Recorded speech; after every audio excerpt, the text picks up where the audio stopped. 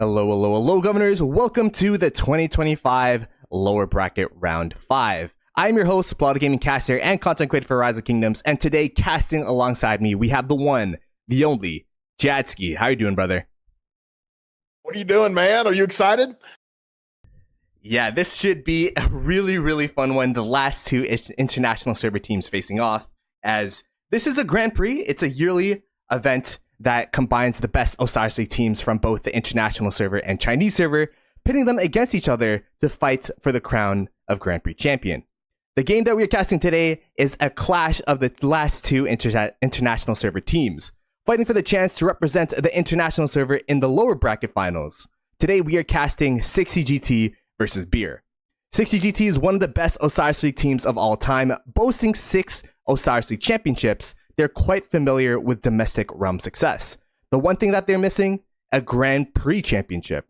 60GT have never won the Grand Prix in its alliance's history, coming oh so close in 2023, losing to 489 2-1 in the Grand Prix finals. With this run potentially being 60GT's last, they're hoping to claim the last trophy that they're missing in their showcase, but to do so, they will have to best Beer. Beer this Grand Prix has been one of the best standout teams, winning their first games against NP39 and 748W, losing against the 45Q, and then redeeming themselves against GY16, the reigning Grand Prix champions. Beer has clawed their way through to the top 4 of this Grand Prix. With brilliant micro and great strategy, they are looking poised to be the last international server team standing with a win against 60GT today. The last two hopes of the international server face off, but only one can move on. Will 60GT overcome Beer and continue their final trek towards Grand Prix immortalization, or will Beer continue their amazing run and start a Grand Prix legacy of their own? Jadski, bro, what do you think of this matchup? First of all, that was S+ monologue. Great job. Great job setting up the match. This ought to be exciting. Very exciting. These two teams know each other really well. Beer and here's what's crazy. Like, Beer came out of nowhere in kind of the previous OL, and a lot of people had no idea. So many people had no clue who these guys were. And when people would bet on Beer, it was like, what does everybody know that we don't know? What's going on here? They are actually led by OL champions. Like, these guys have had experience in other kingdoms. They know what they're doing. They didn't quite have the firepower in OL because some of their accounts are either young or low power. But here in Grand Prix, everything's equal. And so with that being said, they have been a massively potent team. And you saw that last week with the big win over GY16. And Cortex and the boys in GT are going to have their hands full. But this is like, for GT, this is like the swan song, right? This is like, we know what's happening with the kingdom. Obviously, the most decorated kingdom we've ever had in the game, the best kingdom, in my opinion, we've ever had. And at the same time, the one thing they are missing is Grand Prix. They want to go show everybody that they know we have great accounts, but we're gamers too. They have always been that way. They compete at a very high level. And in Grand Prix, it doesn't matter if the playing field is equal. We're still better than you. That's what they're trying to prove today. And so this matchup, the two international teams, this is going to be a blast. It's going to be a lot of fun. And it should spark some fireworks, man. This is going to be a crazy match. And as you said, Grand Prix, equal accounts. So everyone has the same amount of power, same amount of troops. They're around 400 million power plus. So you don't have to worry about getting zeroed here. You could just keep sending out troops over and over and over again. They have the same commanders. They have the exact same equipments, exact same armaments. So everything comes down to the strategy. Everything comes down to the execution, the micro of what marches you hit, and the macro of where you place your marches. And Beer has been so precise, have been so good with where they put their marches, what marches they hit, to the fact that they're a top 4 team in this Grand Prix. Both GT, Beer, as well as the two teams that have been fighting in the upper bracket, where Brian Koo as well as Dirty Dan are casting 62M1 and 45Q. These 4 teams are your top 4 in this Grand Prix. And you have to remember how far back these teams have had to claw their way into this spot. They had to be a top 4 team in Osiris League. They had to go through the qualifier stage for Beer. They had to win Osiris League for 60GT, or it would be 60MX because 60GT lost in that round of 16. But still, these teams have worked so hard to make it to where they are. And now they are finally in this stage, the top 4, as we get into the game here. And huge. Obviously, you've had some of the biggest kingdoms that have been vying for this Grand Prix championship as people are starting to pour it in now. You've had 2377, you've had 489, you've had 1093, you've had all these great teams that have fallen by the wayside. And here we go. We've got the matchup that, I mean, honestly, it's fair because in the sense, these are the 2 teams that are most deserving from the international server. They have fought through, they've won their games. Even if they've taken a loss, they bounce back. And this should be a crazy good matchup. Going into this game, 60GT have been really good with the building game. They've been really good with the provisioning game. Beer's kind of had this all-around approach where we've seen them do really well with both buildings, with provisioning as well as with arcs. What do you think the strategy of these teams will be? Do you think 60GT will continue with their no mark play, or will it be Beer just being dominant with these arcs? And do you think there's going to be any obelisk shenanigans with this being a best of 1? The other series is a best of 3, so you kind of have that one loss where you could, kind of play around with different strategies, try to, do something a little bit experimental. These teams, you're going to have to make sure you execute well this game, or else you're out of the tournament. What do you think will happen this game? It's pretty difficult. It almost reminds me of like the World Cup. Once you get to the knockout stages, teams don't take many chances, right? Because you don't want to be the team that messes up on taking a chance at failing, and that's why you lose. But from the standpoint of the tactics for this, I think we're going to see a little bit of cat and mouse to see how they play some things, and there might be some projecting from one of them to where, they're going to fake, maybe a fake or a deep fake on something that they're going to do, but then they're going to go play the structure game, or there's going to be different types of things. But you mentioned it with Beer. Beer is exceptional at everything, right? They can beat you multiple and from there, it makes them diverse enough to be able to switch up their tactics if they need to be able to move quickly. And their micro game is so good. You've mentioned it. You've seen it. Middle game, being able to switch off marches, being able to hold structures, swap marches into structures. They are very smart. They know what they're doing. And they are as good as it gets when it comes to microing. And GT's the same way. Right? You've got all these old players in GT that know what they're doing. They've been around, they've practiced a ton, and they can micro just as well. And so from that standpoint, I think it's going to be interesting to see, does GT feel like they need to do something extra to go try to win this game? And is Beer going to play more reserve, saying, hey, we're just really good. We stick to what we do, and there's nothing they can do about it? Or do they try a couple of things because they feel like they need to get the upper hand, and that's what makes it a lot of fun? And the thing that's fun about it is these teams have been practicing for so long. They've been practicing for Osiris League. They've been practicing for the Grand Prix. It's been multiple months of just Osiris League, Ark of Osiris practice. And I'm sure these teams have encountered each other one way or another.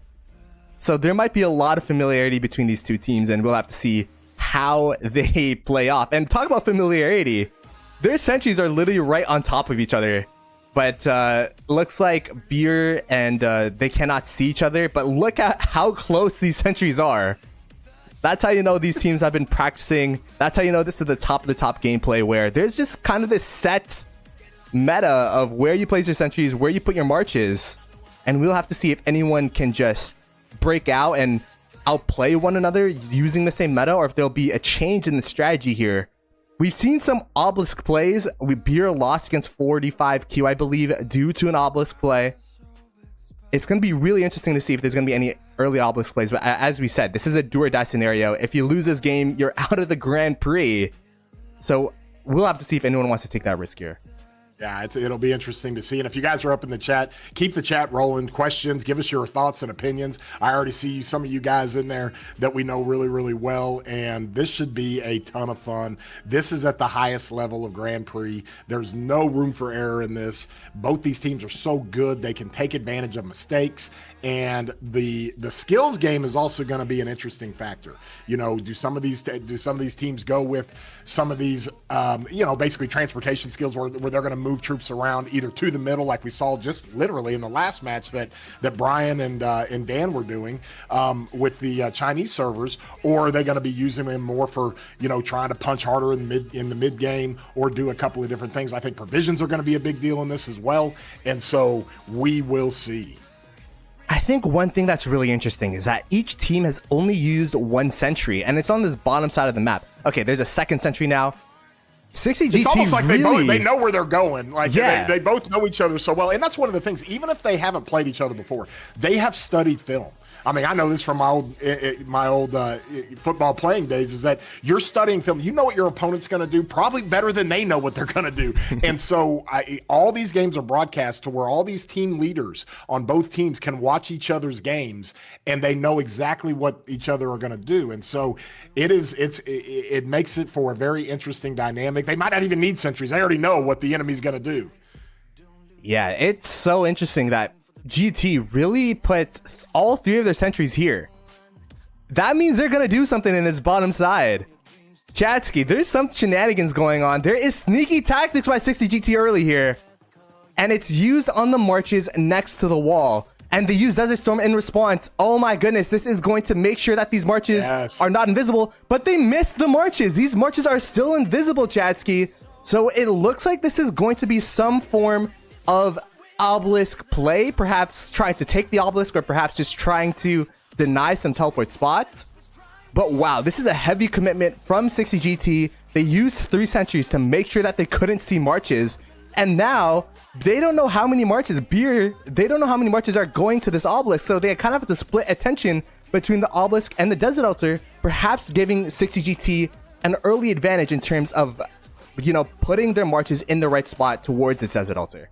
Yeah, and for those of you watching, those marches you're seeing in blue going to the obelisk, Beer cannot see those. They have no idea. They cannot see those. And so that's what Sneaky Tactics does as a skill. You can see that they've got the little effect on here, and Beer cannot see those. So they have to wait until they think Beer has gone to try to defend the altar or try to capture it. But you look at this, even before the teleports, they're keeping them from teleporting. Now, I don't know if this is a mechanic in the game to where you can't teleport and you don't know why because you can't see the marches. But if it is, I mean, how does that work, Plato? Yeah, so I believe you just see a bunch of red, like when you're about to teleport on a city, or back in the day on a barbarian, you see a bunch of red where you can't teleport. They got one city in. Look at this tactic. But they cannot teleport. They're gonna sad face the murder ball of Beer and are marching straight towards this obelisk. What a play from 60GT. Wow. That is genius. That is so smart. Holy, is this gonna pay off? Is it gonna work? Because Beer is gonna have to figure this thing out. They are gonna have to try to figure out how to counter this. They can't get marches there. There's no way. This obelisk is going to GT. Wow. This is a crazy play from 60GT. I've seen this try to be played once by GY16 in 2023, which is how they lost their match against 93T, because 93T were able to sniff it out. But this is just absolute masterclass, because look at all the sad faces. They are going to have to walk back like a minute and a half here, and then walk all the way back here, which would probably take 2 minutes, 3 minutes. So with this murder ball, the sneaky tactics have worn off. So now, I mean, they know what's going on here. Holy cow! This is okay. So what's the play for Beer here, Chatsky? What do you have to do? All your marches are sad faced. All the marches are now trying to walk back to this top side of the map. But I don't see any marches walking back here. I don't see any people. There you go. The first marches are now starting to walk back. It's a minute 40 for a double C, the fastest commander in the game. It's a minute 40 for them to capture this obelisk. So this will be a free obelisk for 60GT. And what a macro masterpiece by them. Unbelievable. Absolutely unbelievable. That's something that's got to be practiced, and that's something that's got to be really hush hush. I mean, when you're practicing, you can't just figure that out the day before this match. They've been probably working on that all week. They've kept that thing quiet. Nobody knows obviously the plans, but now this is the play Beer's got to do. They got to go to their obelisk. We might make this a top lane versus bottom lane situation if Beer can do the same thing and try to get this obelisk, because that's where a lot of that GT focus is, down on the bottom side. And so now can Beer take this obelisk, get it capped, get their cities in here, and try to figure this thing out? Yeah, they are trying to go on this top side obelisk, but the difference is GT were able to get some cities in here. So they're going to be able to fill it up. They're going to be able to contest it. There were no teleports because of that sneaky tactics play. What does Beer get, though? They have first occupation of every single structure in the game. So GT will be down in terms of points.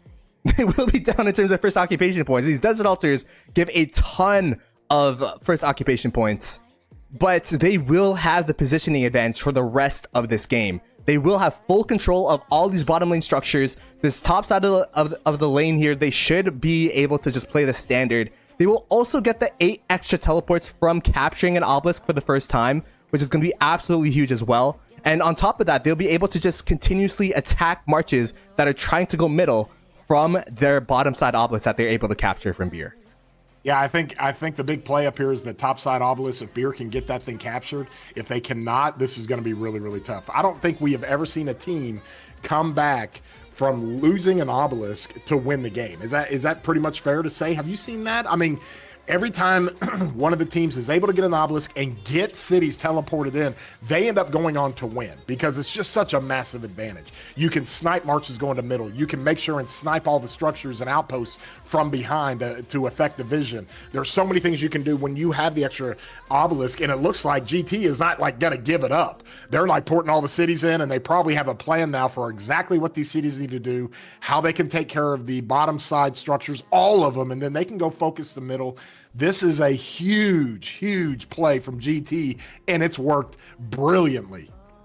What an amazing play, but they are still down in terms of points, but they should be up in terms of pressure. We'll see that the points should stabilize in about 10-15 minutes as the structures here are now starting to flip. There's no way they could bring reinforcements to the Shrine of Life, for example, to the Sky Altar, for example, because there's no teleports nearby. There's no cities nearby.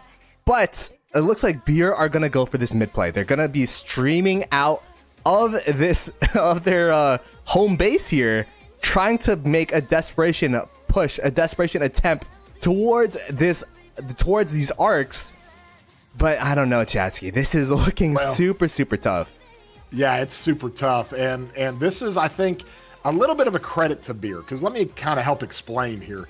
I feel like GT, they know how good Beer is, just playing an Arc straight up, right? Or playing a Grand Prix match straight up. They are so hard to beat. They're so good. They micro so well. They're exceptional. And they felt compelled, we have to do something. We've got to run a trick play. We got to run some kind of chicaneries, some kind of shenanigans, and we got to do something to force the issue. Now, if this pays off, which it looks like, I mean, it is really, if you put the odds on this, like GT is going to have control of this match. And from that standpoint, then it also does some things maybe in the future that we'll talk about later. But more than anything, I think GT felt like they needed to do something. They needed to do something. And we've seen it in athletics all the time. We've seen it in any kind of gaming competition. If you feel like the odds might be a little bit against you, or it's going to be very, very difficult to beat a team straight up, or to beat a team, just sticking to basic tactics, then you have to do something different. You have to, change things up. You have to try a different tactic to shake things up. And that was just so masterclass. And you hit it. When Beer put down that vision, if you will, with the Sandstorm, I believe, then they didn't get the marches that were going to the obelisk. But they were over to the side. You can rewind that and kind of see that. But that's what it was incredible how GT were able to keep those marches completely hidden. And now GT can really work on the structure game. Now we're going to have to see if GT's even going to go to the middle right now. Or are they going to concentrate on taking all these structures, getting all their stuff set up, and then they really start hammering the middle for the second and third arc? Or are they going to go now? Yeah, it's so interesting because there's so many different attack vectors. They have this top side. They could even try to sandwich them with the marches in this bottom side, which it kind of looks like they're doing. As we were talking about, the reason why this obelisk capture is so costly for Beer. Look at this poor QSH just wanting to walk with the homies, just wanting to walk with the murder ball. He's not going anywhere. Oh my gosh. So at the same time, if you're watching this match, Like, this is what's interesting, and this is why I always encourage people who play Ark, if you're one of the Ark leaders of your kingdom, one of the OL leaders of your kingdom, watching these matches, you can see these tactics that these teams use. And that is a tactic that is so unique. Being able to hide marches, walk them completely past the opponent's murder ball onto the obelisk, not just to the obelisk to take it, but spread out to where they can't even teleport. And then by the time Beer reacts, the entire GT murder ball is there at the obelisk. They're going to capture it, and that's how you capture an obelisk. So there's about 3 different ways you can get an obelisk. And right now you see Beer's holding the point total because they took all these structures first, but GT didn't care. They didn't care because they know that if they have that obelisk, they have a strong likelihood to go on and get the points, reclaim the structure points, and really wreak havoc on marches coming out of that starting zone. We have the Heraclius YSS Garrison against the Attila with Subutai. The classic Garrison and rally combos that we've been seeing this whole Grand Prix. And if you're a Beer, it just kind of has to be, a really deflating to lose that obelisk. And looking back at that play, I feel like they were not expecting the teleports, like the teleport spread what that 60GT did, the sneaky tactics and invisible marches. I don't think they're expecting that. I think they're expecting the invisible marches to instantly hit the obelisk, because we saw that they split their murder ball pretty much in half of it being in the obelisk, half of it being in that desert altar attacking the main 60GT murder ball. But because they split that murder ball, 60GT were able to destroy that first half of the murder ball. And then when the second half came trickling in one by one, they destroyed them one by one as well. I'm just trying to think of the counterplay of that play, because that was just so perfectly executed. As the Ark has spawned, it is going middle, and it looks like 60GT is not going to be contesting this and just going to be going for the Sky Altar and making sure that all of their structures are secured. Yeah, you can always have a strategy, or you can call a play, if you will. But you have to execute that. And the way that those marches were able to get into the obelisk area, and it's almost like they all knew exactly where to go. So they've been practicing that. They knew exactly where to put their 5 marches and spread them out to try to keep all teleports from coming in. Beer was only able to get 1 city in. The rest of them couldn't. And that's why I was asking, like, if you can't see the marches, what do? You're immediately telling your leaders, like, I can't teleport. I can't, they're standing there. I can't teleport. And so if I could only get a clip of that 10 seconds when Beer realized the play, if you could hear that in their voice chat of what was going on, it had to have been chaos. Absolutely. It had to have been pandemonium. And shout out to 60GT for pulling off that play. As you said, you have to be really, really precise. Because the marches they don't take up that much space. You have to make sure that you're exactly spaced out to where no cities could teleport. Only 1 city were able to teleport in. I remember GY16, they did the exact same thing in 2023, and there were gaps in where they were teleporting. So then 93T were able to teleport 2 cities in, and they just kept the march swapping. So GY16 couldn't even capture the obelisk. So that was No, I was going to say, we've all been there, right? Even in KVKs, if you're dropping a fort and you're trying to spread out so the enemy can't teleport on territory, maybe you got a fort drop on, it's impossible. It's so hard to do to make sure you take up every ounce of space. That way they can't teleport. So just complete masterclass in the execution of that from GT. And so Beer's going to be able to do some punching up here, up in the top. They're going to be able to take the Ark, but it is the bottom side, just forget it. It's like all those structures are going to be blue for the rest of the game. So massive advantage for 60GT. This 1 city that's in here, he's probably going to run it down. I mean, if there was ever a time that a city was literally going to zero itself and go from 440 million power to 0, it's probably this guy. And so from that standpoint, he's going to have to put massive pressure. But if GT play it right, they can keep that obelisk. They can keep Beer from reclaiming that. He's playing single player Grand Prix right now. He's by himself. He is going to be the MVP of this match. I can just tell you, with the kill points, he's probably going to rack up. Oh man. But yeah, this is like even here, you're trying to, if you're GT, you already know that you have massive advantage on the bottom side. You already know that moving forward in the match, Beer is going to have to do something crazy to try to get this thing evened up. So right now with GT, they're just trying to delay, fill that structure as much as possible. They know that if they can clear them out, The walk time is too far from the starting zone. I mean, I guarantee you, GT is keeping things calm, keeping things focused, and people screaming in voice chat, making sure everybody knows what they're doing. Don't lose focus just because we won that obelisk. We have to do our job, and that's what they're focusing on now. I will say this is Cortex's structure, and we have a BQ garrison in there. But yeah, Beer is going to be putting full focus on this side of the map. You can see they're running out of teleport space. They have like 2 more cities that they could get in here. And then this obelisk there's no more teleport space for them. Wait, how at does all. GT have that obelisk? How does GT have that obelisk? What is going on here? It looks like a Belisarius snuck in there. Oh my gosh. Legion's Belisarius. But yeah, my gosh. It's going to be really interesting to see how Beer respond, because look at how many cities are in home zone. 1, 2, 3, 4, 5, 6, 7, 8, 9, 10, 11 cities. And they can't move. There's nowhere for them to go. It's not like they could random teleport like his KVK and be like, oh, look, we're in 60 GT side now. They have to teleport around those obelisks, and with only having one, you can't teleport your whole 30-man team there. And this is going to be their play. They're sending their whole team towards the obelisk of 60 GT. What will 60 GT do? I think they're set up to defend it pretty well, especially if marches aren't stuck in the middle and they haven't rotated yet. You're seeing a lot of movement from some of these cities in GT. They're going to get everybody here. Even if Beer can take the obelisk, they're going to have to hold it. And that's really hard to do with 4, 5, 6, 7, 8, 9. Looks like 10 cities around it. I mean, that's 50 marches constantly hammering it.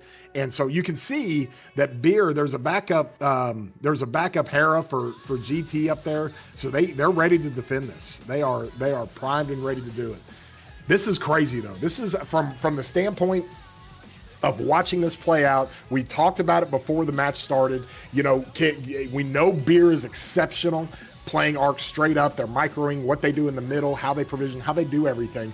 And we wondered if there was going to be one of the teams, maybe GT, needs to do something a little bit extra, needs to do something off script a little bit to try to overcome and win. And they've done it. They've executed.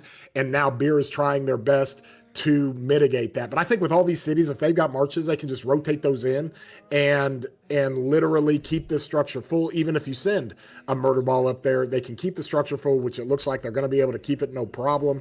And so from there, that's like a last gasp effort for Beer, because now a lot of these marches, look where the sad faces have to go, bro. They're going all the way back to the starting zone. I mean, that is just, it's GG at that point. I mean, that is hard to overcome. Yeah, if you're walking back home and it takes a minute 20 to walk back home sad faced, I feel like you're kind of far away from the action. And I mean, they have been successful on the Desert Altar. They have a lot of pressure on this side of the map, but this side of the map for 60 GT, this is the bottom side, just consistently in their control. They also popped No Mark, by the way, so they've been generating more and more points. They are now up. This is the first time 60 GT has been in the lead, and then there's also going to be an Ark spotting in 4 minutes here. Now I'm going to be really curious if 60 GT decide to go for this Ark, or if they're going to try to continue to get the buildings. To be fair, I don't know what other buildings they could continue to get. This murder ball here is coming from the bottom side of the obelisk because they have nowhere to go on this side. They already captured everything here. So they're just going to the Shrine of War, going to the outposts. What do you think is going to happen in this mid-fight, Jetsky? Well, I think GT's got to decide. Like, they can play it safe and win this game, no problem. If they go take a risk and send everybody to the middle, and Beer can bait them in, and then maybe Beer uses some sort of warp or something to go try to take an obelisk when they bait GT into the middle. But GT doesn't even need the arcs. They don't even need them. And so it just depends on can GT just kind of hold off, play it safe, because you can win this thing pretty easily if you just stick to structures, stick to what you can do. But for anybody that is kind of looking for a parable here, this is like playing a football match in like the Champions League final, and you go down 3-0. You're down 3 goals, and you've got 2 guys sent off with red cards. How are you going to come back and win? Like, that is so hard to do, because basically you're playing a couple men down when you don't have 2 obelisks. I mean, it's just that simple. It is so hard. You're at such a disadvantage. And if GT just kind of focus and decide that they're going to keep all the structures and they're going to play it safe, they can let Beer have all the arcs. It doesn't matter. Like none of that matters. GT can run up the score in the structures and not have a problem. I'm sure GT though will make sure and keep them honest in the middle. But if GT decide to go all in on the middle, then that might leave an opening for Beer to do something a little bit crazy. I mean, they got to, right? Beer's got to try to something. Yeah. They got to try something. And you can see them balling up right here. So maybe they're getting ready to make a play now, but they got to try something. I will say, with all of this happening, Beer has had very, very good control on this top side of the map. And if you look at the score, they're only down by 1K. If you look at the points per minute, they are getting gaps, double point in points per minute. But at least they have both altars here. This is a big, big win for Beer. And if you're 60 GT, and they somehow got this altar, by the way, this one player, Mad Kalob, is just wreaking havoc on this bottom side of the map. I have no idea how he was able to get that Sky altar. But for all things considered, for a game that's supposed to be done and dusted, it's actually relatively competitive. And what if there's going to be 4 arcs? What if there's going to be 5 arcs? There's a world where if they continue to hold this top side of the map, this game can still be competitive. Yeah, I think GT now is they're going to full send to the middle here to try to combat Beer, and they're going to ignore those 2 altars on the top side. Those 2 altars are keeping Beer in the game. They are literally getting the points to keep them in the game, and so from that standpoint, trying to win those arcs all of a sudden becomes more important, and that's all Beer can do. They can pressure as much as they can, try to keep those altars. But here's part of the reason that it's so hard for Beer is because you're going to get sniped like this. You're going to get 20 marches out here from that bottom side obelisk that was captured. They're going to just kill your reinforcement line, and so because they're going to have an easy walk back and they can send it right back, and that's where the advantage is for GT. Yeah, I mean, one thing I will say, GT, they have 1, 2, 3, 4, 5, 6, 7, 8 provisioners out there. Beer, they don't really have that luxury. They lost the bottom side of their map, so they can't really provision there. They have 2, 3 provisioners right now for obelisks, like in that top side obelisk. That is also going to be a main pain point, as the Ark has spawned here. Who will get first pull? It looks like it is Cactus from Beer, sprinting with that Belisarius Prime, and with the shield, with this murder ball going on, from Beer, I feel like this should be a Beer victory, especially with the point advantage that they got due to 60 GT using Dome Arc. Yeah, and at the same time, you can see some Beer reinforcements here. That Ark's probably going to eventually get killed, but do Beer have enough players here? The hard part is, go look and see how many of those marches are coming back from GT on the bottom side. You can see they're starting to already come out and try to snipe on the backside, but Beer's, I mean, they're really good, and if they're all focused here, it's really hard to beat them, and it's really hard to take this Ark back. But if you see on the top now, the Desert Altar's been taken back by GT. Good play there. Get those points off the board for Beer, and so from that standpoint, GT's still gonna have to do they got to execute. They got to go in and keep executing their plan, their structures, and even if they lose an Ark, they got to make sure they're not losing structures and they focus that. Yeah, they have to make sure that they continue the structure game. They continue making sure, locking down all of these structures, because you could see this player is just continuously running at the altars, trying to make sure that those are, flipped one way or another, lose 300 points. Because every single time you lose a structure, you lose 300 points of occupation, right? Because it's 2 minutes to, if you instantly capture it back, it's 2 minutes to recapture it. So that's minus 300 point generation that you're taking away from 6GT. And these arcs, the more and more arcs that are captured, the more and more that this game gets interesting. Because the first arc was only 3K. This arc's going to be 3.5. The third arc is going to be worth 4. So when Beer capture this, they're actually going to be up by about 1.5K. And in my opinion, they're just going to keep instantly capturing this over and over and over again, running up the point totals so that they have some semblance of a chance in this game. Yeah, and from that standpoint, it is, here's the hard part, even if Beer play this thing perfectly, they can take these altars in the north side, they can win these arcs, they can keep this game relatively close. It's the provisions at that point. I mean, you're going to have probably 6, 7, 8,000 points in provisions from GT, and so from that standpoint, it's just going to be really, really difficult for Beer to handle that. Beer's already delivered the Ark. They started that timer over again. We got 8 minutes and 10 seconds until the next Ark. They're going to try to run 5 Arks in this thing. Oh, the 5 Ark Gambit. What do you think? If they capture 5 Arks, do you think they have a chance, or will the 6K, 7K of 60 GT provisions be too much? Well, I think if 60 GT take care of the altars on the top side and either mitigate the point loss when Beer takes them or just hold them in general, it's going to be hard for Beer. Even if they got 5 Arks, that will be really, really hard, but then you're missing the provisions. Yeah. And so it's almost like GT's got this thing. They just got to stay focused and know exactly what to do. Everybody's still got to do their jobs. As you're getting a good hold so far on the Sky Altar, looks like it's going down though. So good grab from GT. If they can take this, Beer's coming in. I think they're trying, but there it is. What a GT clutch take. Yes. What a clutch take. GT taking it from Beer. And I will say, I completely agree with you. I feel like if there was no provisions, this game would actually be really close with the Ark middle play. But because there's provisions, like the 7K worth of provisions that 60 GT could potentially get, they could even provision on this bottom side of the map if they really wanted to. It's going to prove exceedingly hard for Beer to overcome that, because that's going to be like 2 Arks right there. 5, 6, 7 K points on the provisions. There you go. I slid that one in there. Chat's already talking about it. But from that standpoint, this is if there was ever going to be a team, you know, you have high level teams, right? Yeah. You have high level teams that know what they're doing. They know how to counteract a lot of different things. This is hard to prepare for. You generally prepare to counter a play on the obelisk, but if you lose the obelisk and your own obelisk and the entire enemy teleports all the cities in there, then you have to have that in your playbook, if you will. Okay, what do we do now? Yeah. And even if they're doing it on the fly, it seems like Beer is at least putting together some good tactics and trying to mitigate the damage as much as possible, trying to get the arcs. But you're seeing the score on the buildings, 820 a minute to 100. And it's almost like that's going to run up the score so much that even if you're able to get 4 or 5 arcs, I just don't know how close you can get.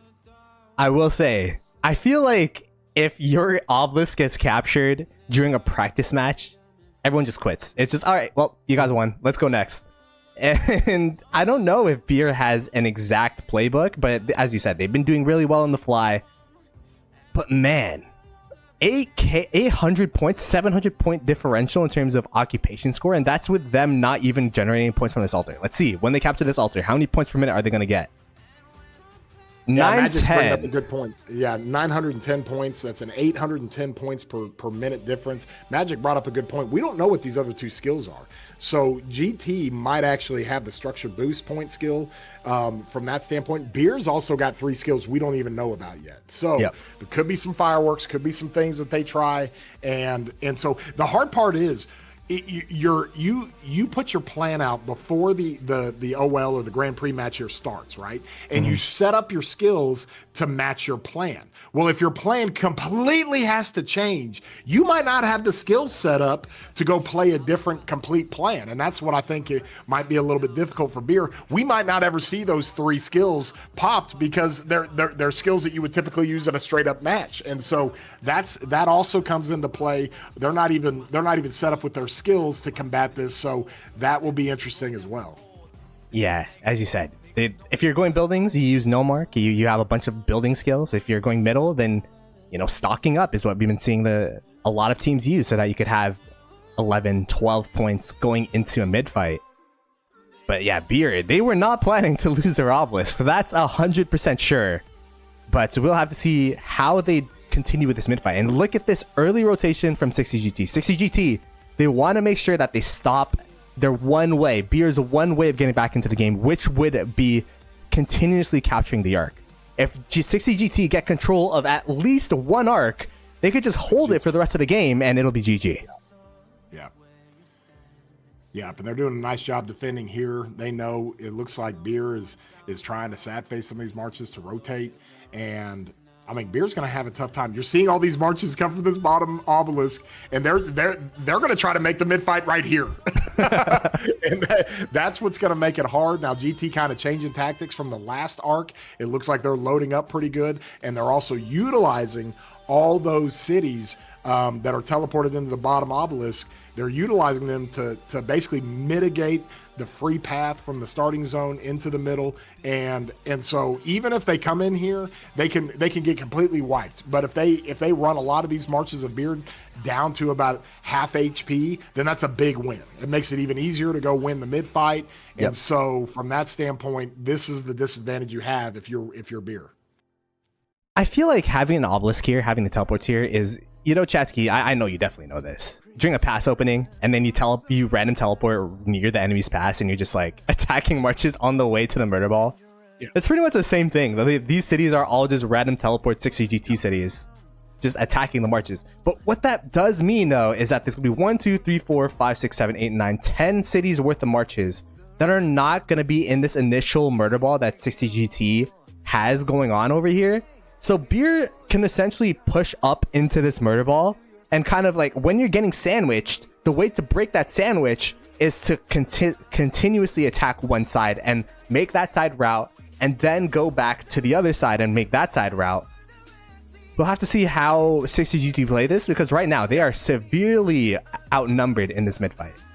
But you can see right here, it looks like they're going to try to do it from a pincer angle. Yeah, they're loading up on the bottom. They know they have to attack it just with the way the cities are lined up. They have to attack it from two sides, and they got to be really good and coordinated with how they do this. Because if they go try to just go head on with the marches that they have in the middle now, they're going to get completely wiped out. And so even if they mitigate a little bit from killing the Ark from the backside, slowing it down, every second that GT can stall it is a favor for them to win this thing. So I'm just looking at the points per minute. This is absolutely crazy. And I will say, every single time Beer gets to this arc, the points, like the point differential from capturing the arc, for example, last time was 1.5.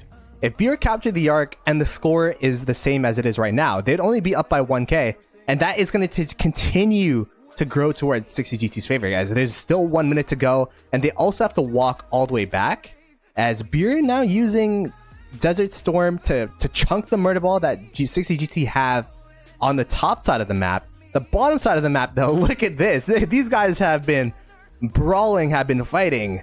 They're fighting like it's kill stage of MG right now, just consistently running it down over and over and over again. And that means that this murder ball here that Beer have is going to be the only marches that they have for this initial take. Chatsky, how do you think this arc will go right now? Well, it's interesting because if you just take a look at the murder ball in the middle, I think Beer's probably got more marches here. Yep. But now you're starting to see GT starting to hit from the backside. That Sandstorm obviously helped out a lot, but here comes the second half of this murder ball. Now it's ill-timed a little bit, because now that Beer has cleared out one side, they can turn and try to clear out the other. But at the same time, I'm just looking at this desert altar up north, because that's like the main thing. And GT, there's no pressure being put on it. I think Beer has completely lost faith in that right now. They might come back to it later, but that's one of the main things that's gonna mitigate the points for Beer, give more points to GT, to where GT feels, hey, we can lose all these arcs. It don't matter. It doesn't matter. We just keep the structures. We do what we're supposed to do. We play this thing safe, and we can win this thing. Yeah, I think this is, even if they capture this arc, it's going to be an even game, and it's going to get more and more worse plus provisions. So 60 GT with these mid fights, they're like, it'd be nice to win. It'd be cool just to touch arc once. But it looks like they're pretty comfortable with Beer just continuously taking this arc. We saw 60 GT also make this call against 62 M1, but then they were just a little off in their calculations, and they lost by less than 1k. But in this case, it looks like 60 GT. They're doing the math in their head. They probably got the calculator out. Cortex got the calculator out. It's like, approximately how many arcs do we need to do, plus the occupation score, plus the provisions, and the math is looking in their favor. So I don't think they're panicking whatsoever. Yeah, I don't think they are either. Pronta says it great. He said earlier, every second that they delay is like quicksand for Beer. And at the same time, it is just all about stalling the arc as much as you can, keeping the structures, playing this thing right. You already made your big high risk play. It worked. So now you go with low risk. You go with sticking to the structures, making sure that Desert Altar doesn't flip, run your provisioners, and do what you're supposed to do to go on and win it. Because this is GT's game to lose now. Yeah, this is going to be... Like, what's the play for Beer here? That first obelisk play was just so crazy. And shout out to Beer, because they've kept this match, like, it. Usually you just, like, turn off turn off everything, turn off the game. These guys are still playing hard. They're still doing what they can. What else could they do to make sure that they continue to have, like, some semblance of control, some semblance of contest of this game so far with 20 minutes to go? I'm doing kind of the math here on the time. Okay, the next arc is going to to spawn with about 13 minutes left in the game. Okay, and so from that standpoint, you've got to take the arc, you've got to get it delivered within a minute, if that. Yeah, I mean, maybe 2 minutes. And then at the same time, there's going to be you got to deliver it with at least 10 minutes left on the clock to get a fifth arc to spawn. I've never seen a fifth arc in any OL, any arc anywhere. I've seen it maybe spawn at the very end, but I've never seen a fight for a fifth arc. And that's what Beer is going to be trying to do. As you can see, great play here by GT, sniping some of these points for the Sky. This is with no mark on. This is with no mark on. This is the structure skill. And you could see this is going to be 754 points per minute, on top of the fact that when they capture a structure, it cuts the occupation time in half. Usually 2 minutes when you flip. Now it's only 1. On top of that, it'll be harder for Beer to capture these structures because there will be a defensive bonus for the garrison. Chadsky, GT, with this no mark, I feel like kind of clenched what was already a clenched game. Yeah, it is. And you can see the Hera going in here. And so from that standpoint, they've got a backup garrison ready to go with Jockle.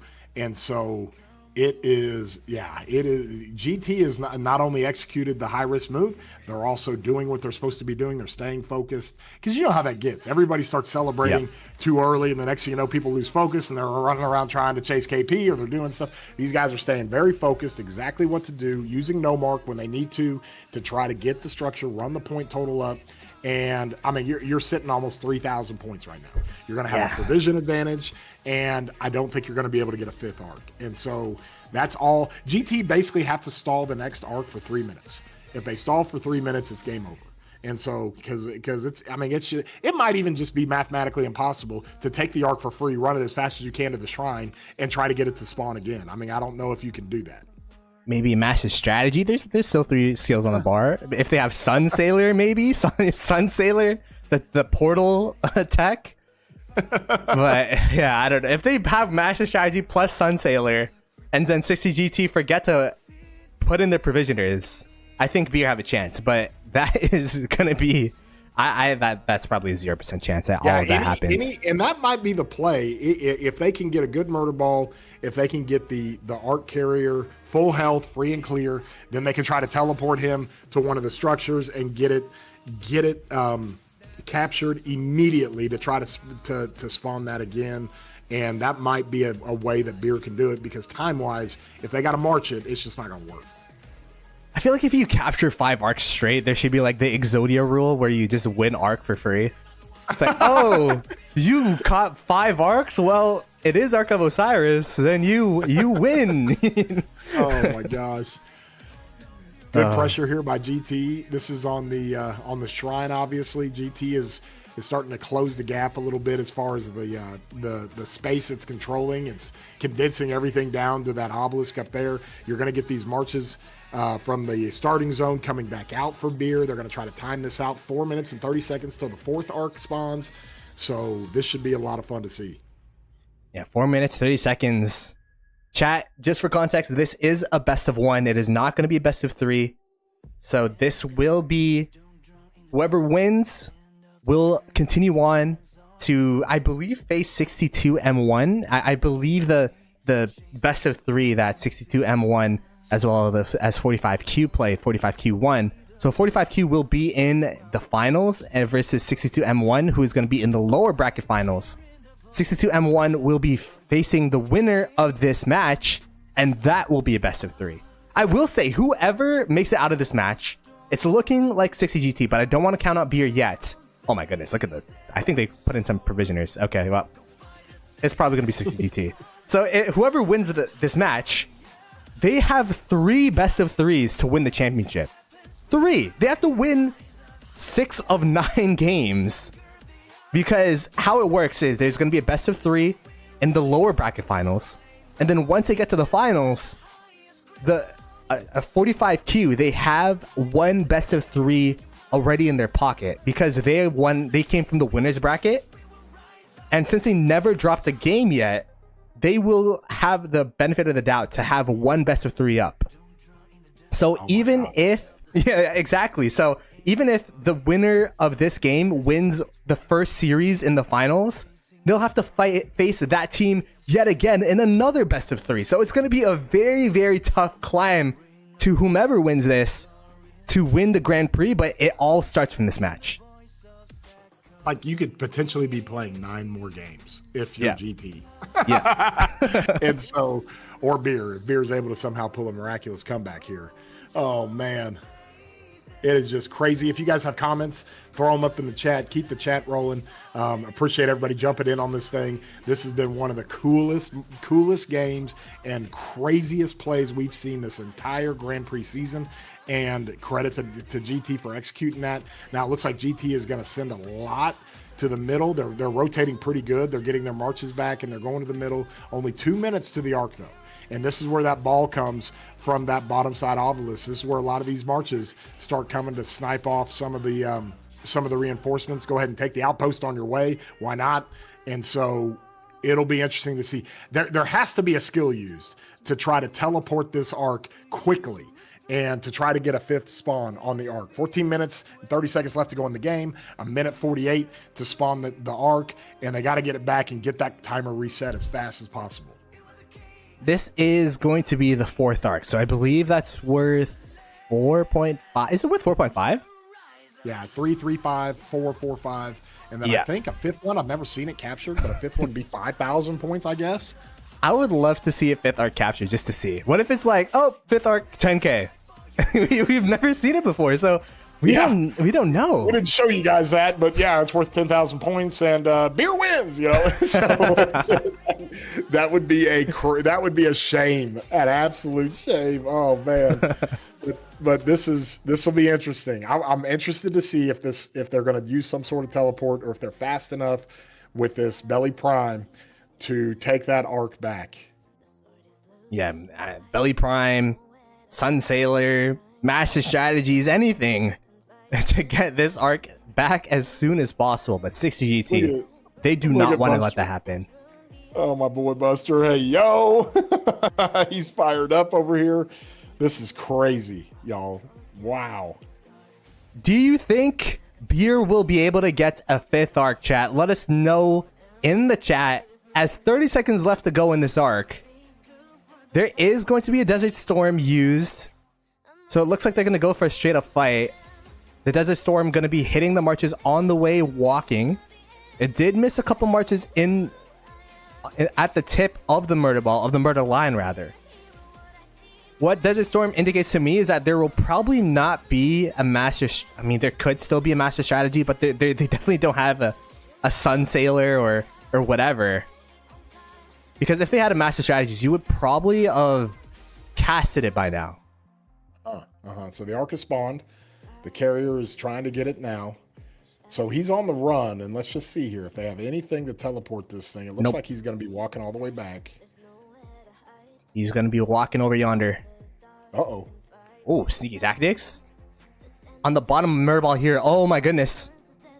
The sneaky tactics. Yet again. Beer with the PTSD whenever that sneaky tactics skill pops up. But yeah, they are going to be trying to go on this jet ski.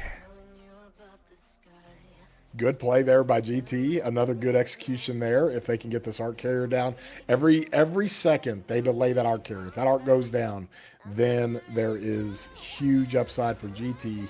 They just have to stall out long enough to where another arc cannot spawn and you can't get it. Now you start to see this other arc carrier come out of that node. He's going to try to pull this thing as fast as he can. Stay out of trouble. Arc is down. And Beer has recovered the arc again. How long is the walk? It's a minute walk to the Shrine of War. So that would mean minimum, it would be 10 minutes, 25 seconds. Every single time the arc carrier dies, that's 10 seconds minimum that Beer needs to pick up the arc again. So that's minus 10 seconds right there. And then on top of that, if 60GT captures it, then that's going to be another minus 10 seconds. That's how this game's over playing here on the now. right that can't even be seen. And so now they're gonna attack. And so GT using those tactics, now they have a few marches here that are just coming up out of nowhere. That could not be seen by Beer. Maybe if they can get this arc down one more time. The damage you take as the arc carrier, we all know this. It's huge damage. And so there it is. The arc gets lost. Another 10 seconds. And GT has played that incredibly well. Incredibly well indeed, as I will say, Chatsky, even if they get 2 arcs, even if they get the 4.5 right now and the 5k, they'd still be down, as GT are now starting to bring in, they're starting to just go crazy with the occupation score. I want to see the difference in occupation score. 32.3k to 12.7k is absolutely crazy. And Beer using no mark. Oh, so they do have no mark on the bar. Okay, so Beer using no mark, they're trying to get as many points from the 1, 2, 3, 4 structures that they have. Trying to make sure that they get any points necessary. Look at Beer, they have a ton of people just trying to do their best. They have provisioners. They only have 4 provisioners though. And delivering the arc. Oh. Is this the red flag? I think it is. Flag. Oh, white flag. Yes. There you go. Now they're going to get in. Yeah. It's going to be 8 minutes. I don't think there's any chance that they capture another arc. And you can see 60GT are just up by 6k, and it's a valiant effort from Beer. I don't think I've ever seen a match where the obelisk has been captured be this close. But yeah, 60GT with an absolutely masterful opening and being able to just hold them off the rest of the way. Unbelievable play, tactic, everything that they did, just incredible. GG for 60GT. They've done it really, really well. I don't think there's even enough. Plus, you got provisioners. They're going to have 5, 6, 7,000 points in provisioners, and so that's crazy. That is just absolutely crazy. Shout out to Beer. Being top 4 in Grand Prix. Top teams from both the Chinese and international server. You just have to be nothing but proud for these guys to make it this far. And I believe the only 2 losses that they've had has been due to an obelisk play. And to be fair, they tried to respond to the 60GT sneaky tactics, but they just responded in the wrong way, where they brought marches to their obelisk thinking that the sneaky tactics marches would swarm down the obelisk, but rather they just took away the teleport spot so that the main murder ball of 60GT could just instantly capture that first obelisk there. And from there, it's just been downhill. And it's almost like a deep fake there, because when you realize that there's marches in your obelisk and you cannot see them, the conventional wisdom there is like, okay, well then they're just going to come attack the obelisk. No, and they'll be replayed of this for a long time, but somebody's going to go back and screenshot GT with their hidden marches spread out all over the teleport spots while their murder ball is coming in to take the obelisk. It's just such a masterful play, and something I have never seen in OL. We've seen obelisk being taken. We've seen that. I haven't seen it in OL or Grand Prix or any of these competitions that we have with Ark, to where a team pulls that stunt and uses that tactic, and they spread out their marches so there's no teleports. They were almost perfect because one city was able to get in, And they spread out their marches. Then their murder ball comes, takes the obelisk, and it's GG. And they get the obelisk. They get all their cities ported in there, and it makes it almost impossible. And in this case, I think impossible for Beer to come back in this game. Yeah, I mean, I have seen teams attempt that strategy, but it's never been that successful. You have to remember, it's hard. You only have 30 marches in Sneaky Tactics, so you have to make sure those 30 marches are placed exactly where they need to be. And the thing that's tough about the city that's trying to teleport in is, as you said, you can't see them. So even if there's a gap, you have to just somehow luck into the fact. You have to find it. It's like finding a needle in a haystack. Yeah, imagine trying to teleport to the front lines of KVK and you can't see any of your cities. You just have to kind of move your teleport around and let it go to see if it's green and see if it's green and see if it's green. Oh my gosh, that is crazy. Imagine if Lohars were invisible. That would be... That's essentially what you're doing in that case. But as we see, there's an Ark spawning in 4 minutes 50. The game is going to be ending in 6 minutes here. I really want to see the Provisioners go in and kind of just, finalize this game.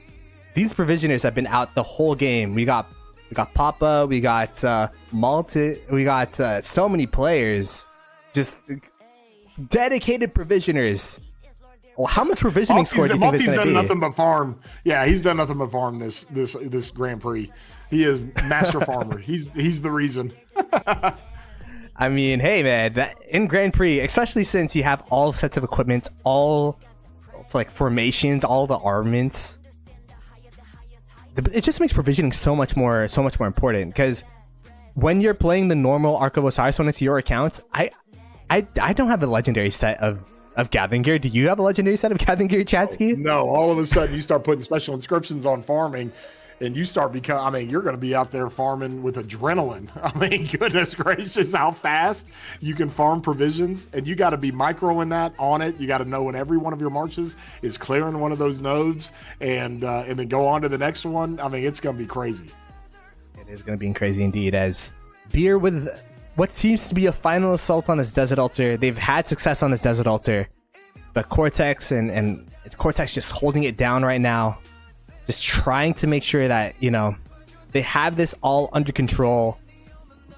Just maybe practicing as well. I think the reason why you want to take this seriously is to practice for next week, because one thing I didn't say as well is the lower bracket and the finals are in the same weekend. So there's going to be a best of 3 on Saturday, and then there's going to be another best of 3 on Sunday. So 60 GT will have to play a best of 3 on that Saturday, and then if they win, they'll have to play another one on Sunday. So they're going to be Ark of Osiris out, Grand Prix out on next weekend. They'll be done at that point. They'll be so ready to be done. The one thing to kind of consider here, and this is what we did in American football. Sometimes you'll run trick plays in earlier games, right? And the reason why is because the other side that you're going to be playing against in the future, they have to prepare for that. Like, the trick play might not even work, but the other team has to spend time on preparing for those types of plays. So now GT has shown that they've done this and done it successfully. So now the whoever they're playing against is going to have to prepare for that. Okay, here's what happens if they do that. This is and as much time as you can get your enemy to spend time and precious time practicing on stuff that you might not even consider doing again, that's a win for you. Meanwhile, you can practice on your next strategy. So this is also a good play, not only for winning this game in this match, it's also a good play because now you've shown that, and now the teams you face have to prepare for that. Yeah, it's just going to be another thing that teams have to keep in the back of their minds. And keep it in the back of their minds, they will. A 60 GT. His last arc is worth 20k points. Oh, great. Great comment there. Oh, man. I still don't think there's enough time. Oh, gosh. That would just be an atrocity. Oh. Sun Sailor. Massive. Oh, are they using it? No. Get Sun Sailor in here, Veer. Get Master Strategies in here. I do wonder how many points that fifth arc would be. I'm sure it's only worth 5k, but it's still interesting. Oh, man. Yeah, it's crazy. The arc spawns, you're going to have about a minute. Is that right? About a minute and 20 seconds? Yeah, a minute 10 because you have to capture it for 10 seconds, right? So it's going to be You're gonna have to sprint away. You're gonna have to have like a double C with T. Yeah, there you go, the double C T1, and they already made it half health, so it's as fast as possible. But the thing is, if you have a double C with T1 with half health, it's just one skill cycle away from dying. Yes, it is. Look at all the T1 here. This is crazy. But this is looking like a sanctum fight right now with all the T1 all around the area here. Beer now using to the death, so there will not be a teleport. That is worth 6 points. They might not even have it as a skill. They might not have any teleport skills. Yeah. So I think they don't, because they would have used it last arc, I think. If they did have teleport skills. We have 12 seconds. 12 seconds. 12 seconds until this arc spawns. 60GT just running it down. Having some fun trying to target the arc carriers here. And we have to remember, these are the last two teams of the international server. And the international server got crushed last year. I believe at this point, it was all Chinese server teams. Now the fact that we have an international server in the lower bracket finals, and they will have to go through two Chinese server teams, 62M1 first, and then it'll be 45Q second. Oh, Master Strategies from 60GT! Okay. Master Strategies from 60GT. They're like, hey, you can't teleport, but we can. We're gonna teleport over. Show you what it looks like. Wow, that is super interesting. The fact that they had Master Strategies in the bar. Perhaps they're trying to do an...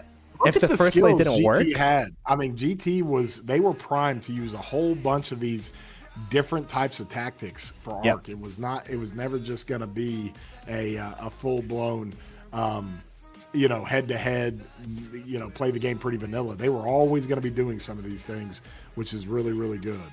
Ark carry is down 10 seconds to go. Yes. It is a victory for 60GT.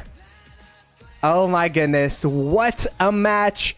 GG's to both teams. 60GT have taken the victory over Beer, being the last international server team standing.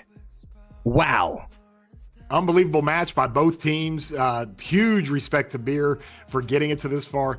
Look, to the victor goes the spoils. And what GT was able to pull off with that great play for the obelisk at the very beginning, and then have the execution to go continuously do what they needed to do to win the rest of the match. Great job by GT there. Just a crazy good game. And we're all on the international servers. Those of us who play on the international servers, like GT's like our last hope, right? Against all the Chinese server teams. And you have two you have to go through. So now we got to go root for GT if you weren't rooting for him before. And from that standpoint, it is really, really interesting to see, and congratulations to GT. Great play by that crew to be able to do this. Wow. Look at that. 8.3 provision score. They were gathering a storm. As we look into the bracket here, so we could see what we'll be looking at in the future of the Grand Prix here.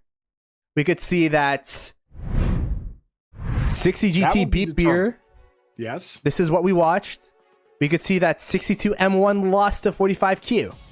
So this match down here will be 60GT versus 62M1 in the best of 3, which will be next week.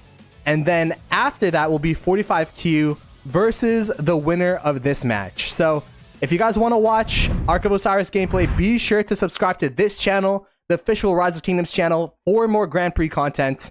Chatsky, do you have any final words?